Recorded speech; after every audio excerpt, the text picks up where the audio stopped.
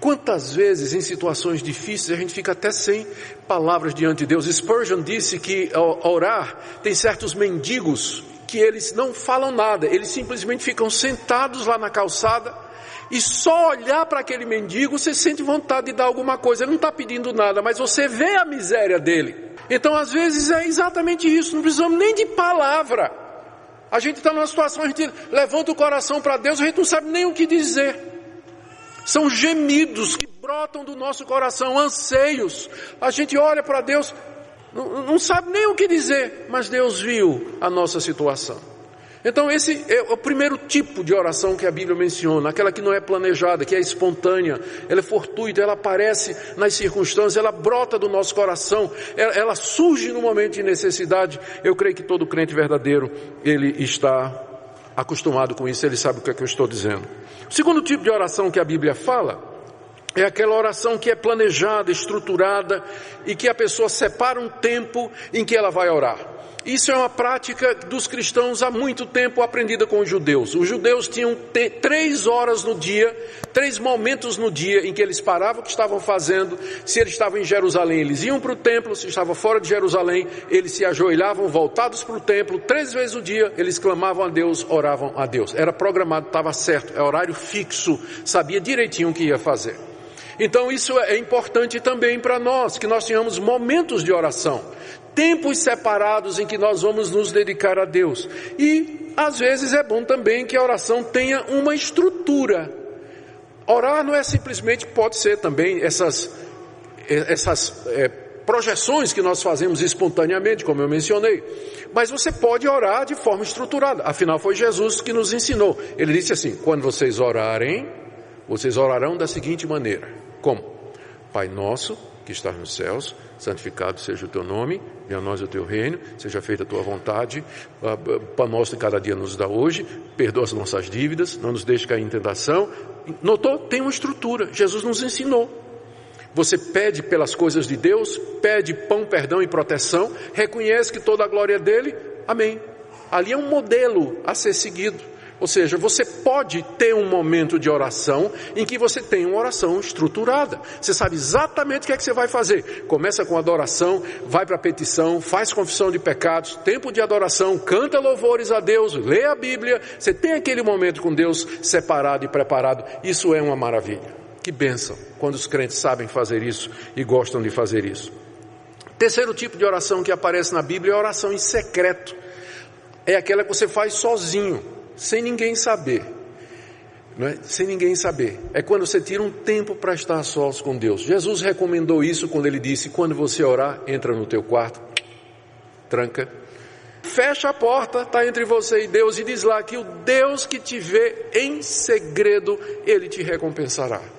Ele está te ouvindo. Então esses momentos, eles são momentos preciosos em que nós nos retiramos. O próprio Jesus deu exemplo disso. Quantas vezes ele se retirou do convívio dos discípulos e da multidão, e ia para locais desertos e ali orava. Ele queria ter um tempo com Deus. Esse tempo é importante. Mas também a oração pública, orar em público com os irmãos, é muito importante na Bíblia.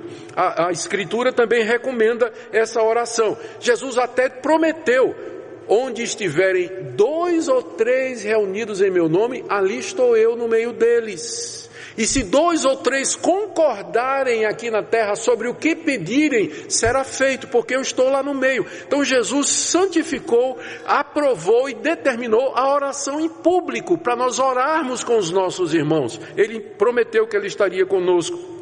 Os cristãos faziam isso. Leia o livro de Atos. Você vai ver o tempo todo. Estavam reunidos na casa estavam reunidos em oração. Se reuniam de casa em casa para orar. Ou seja, a oração com os irmãos, como ela é importante também. Paulo ordena a Timóteo dizendo: eu quero que os homens orem em todo lugar, levantando mãos santas. Isso pode ser feito em família. Como é bom fazer isso em família, juntar a família em torno da palavra de Deus, orar juntos, gastar um tempo juntos, lendo a palavra, falando das coisas de Deus. Pode ser feito nos cultos públicos, como nós fazemos aqui, pedindo as pessoas para orar, orando, o pastor orando com a igreja, reuniões de oração da igreja. Nossa igreja tem várias reuniões de oração que são organizadas durante a semana. As sociedades internas, os ministérios da igreja têm momentos de reunião de oração. Eu sei que Nem todo mundo gosta de participar de reunião de oração, porque fica com medo do dirigente dizer, agora fulana vai orar. Fulana morre de medo de orar em público. Eu conheço uma pessoa que não ia é crente de verdade, mas ela não ia para a reunião de oração, porque ela tinha medo que se chegasse lá, o líder ia dizer, agora eu quero pedir fulana que ore. Ela era muito tímida. Você não precisa ter essa timidez. Você pode participar dessas reuniões de oração, e se você tem medo de ser indicado para orar, você pode chegar para o líder e dizer, olha, eu estou aqui, estou participando, mas eu tenho dificuldade de orar em público, então não me peça para orar, tá? Mas eu estou aqui orando com vocês. Estou aqui orando com vocês. Essas orações com os irmãos, elas de fato são muito importantes. E é claro que eu não tenho tempo para falar dos tipos de oração como adoração, louvor, confissão, petição, súplica, choro diante de Deus. São tantas coisas, tantas formas que nós podemos nos dirigir ao nosso Deus. O que importa é que ou em secreto, ou em público, ou espontaneamente, ou de forma preparada, você ore, que a oração seja parte da sua vida, que você esteja falando com seu Deus o tempo todo. Algumas pessoas dizem, mas pastor, e não tem um lugar melhor do que o outro para orar? Por exemplo, no monte. E a oração lá no Monte Sinai em Jerusalém? Orar no vale, pastor? Será que tem algum lugar onde a oração tem mais efeito? Absolutamente não. Antigamente, quando havia o templo de Jerusalém, no Antigo Testamento, Deus havia determinado que ali seria o local em que ele responderia orações. Hoje Jesus já nos disse que nem em Jerusalém, nem em Samaria se adoraria o Pai, porque Pai é Espírito, Deus é Espírito, e importa que os seus adoradores o adorem em Espírito e em verdade. Pode ser na sua casa, pode ser na praia, pode ser enquanto você está dirigindo, pode ser no seu negócio, pode ser na universidade, pode ser na igreja, onde for, não tem um lugar melhor do que o outro. Não vá atrás de falso profeta que diz, vamos orar no monte que lá tem mais poder. Tem absolutamente mais poder nenhum, que a eficácia da oração não está ligada a lugar geográfico, mas a outras coisas. Não adianta você estar no monte e o coração cheio de adultério, pedindo a Deus. Vai fazer a menor diferença, ele não vai responder mesmo, ou no monte ou em Israel, onde for. Não vai. Então não tem nada a ver. Ou então outras pessoas dizem, mas pastor, e a postura? Como é que ora? É em pé, sentado, de joelhos? Bem da verdade, você vê como funciona a questão da tradição, né? Quando a gente vai orar na igreja, a gente baixa a cabeça e fecha os olhos, né? Eu queria que você me dissesse onde está isso na Bíblia. Não está. A Bíblia não manda a gente baixar a cabeça e fechar os olhos quando a gente vai orar. Isso é um costume. Sabe como é que o judeu ortodoxo orava? Olhos abertos, olhando para o céu com as mãos levantadas. Se a gente levantar a mão na oração em algumas igrejas, o pessoal já fica revoltado, né? Achando que é emocionalismo. Mas era assim que o judeu ortodoxo orava. Há vários exemplos de gente orando na Bíblia de joelhos. Aqui mesmo nessa carta, o apóstolo Paulo diz no capítulo 3, verso 14, ele diz assim, por essa causa me ponho de joelhos diante do Pai. Ele está se referindo à oração. Então não há uma postura exigida na Bíblia, mas tem uma que é recomendada pelo seu simbolismo, que é de joelhos. Por que há tanta oração feita de joelhos na Bíblia? Porque ela nos coloca no nosso lugar, ela nos lembra quem nós somos. Estamos de joelhos, cabeça curvada, diante do Todo-Poderoso Criador do Universo. Então é apropriado, de vez em quando, não é obrigatório, mas às vezes é conveniente, é bom que você se coloque de joelhos diante de Deus, para lhe lembrar quem você é, para lhe lembrar quem você é, e você, ajoelhado diante do Todo-Poderoso, vai expressar diante dele as suas petições. Está na cara, está óbvio que orar é a marca do verdadeiro cristão. Quem é crente, ora. Quem é crente, ora. Se você não ora, como é que você vai ser salvo? Você nem pede. Você nem diz assim, Senhor, eu quero ser salvo. Você nunca ora, você nunca fala com Deus, você vai ser salvo como? Se nem para ser salvo você está pedindo a Deus.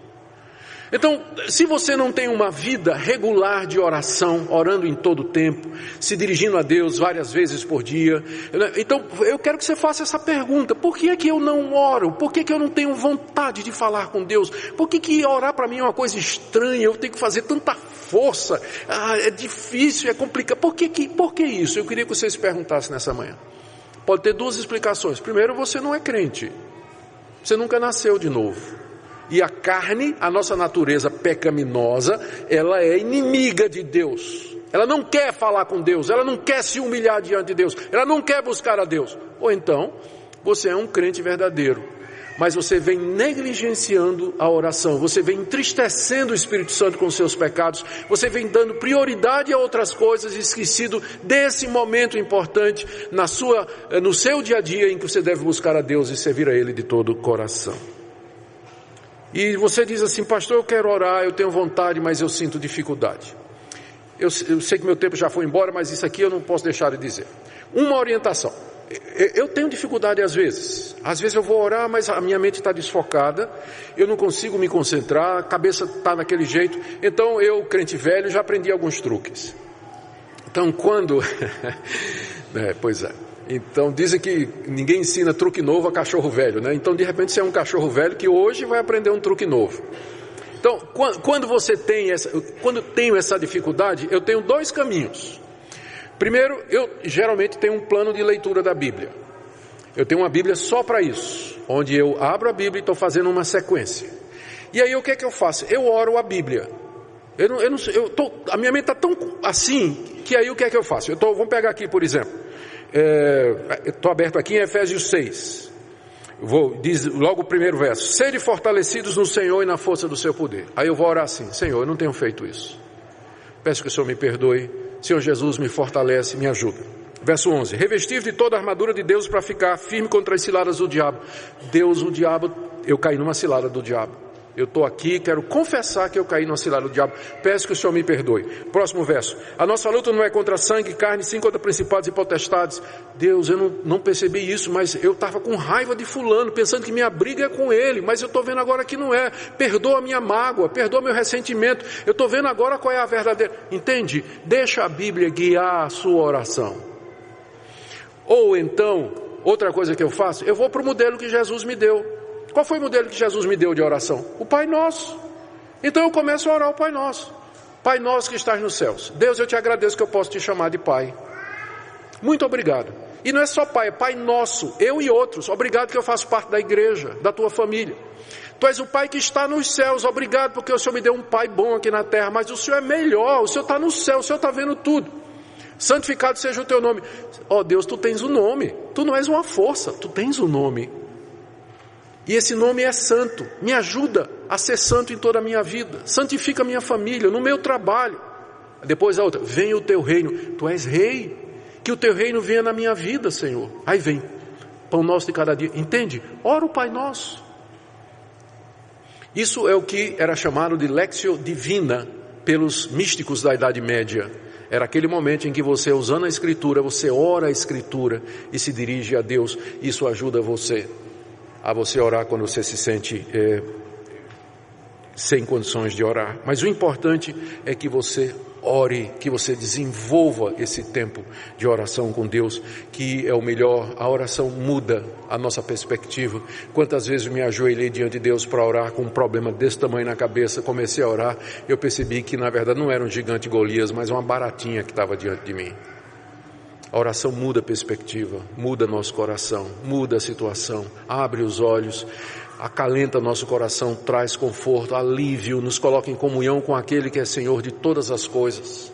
Eu queria que você ficasse estimulado por isso nessa manhã e tomasse hoje de manhã a decisão de que você vai voltar a orar, de que você vai se dedicar a orar, que você vai aprender a orar para o bem da sua alma e para o bem de todos aqueles que precisam ser abençoados com sua oração.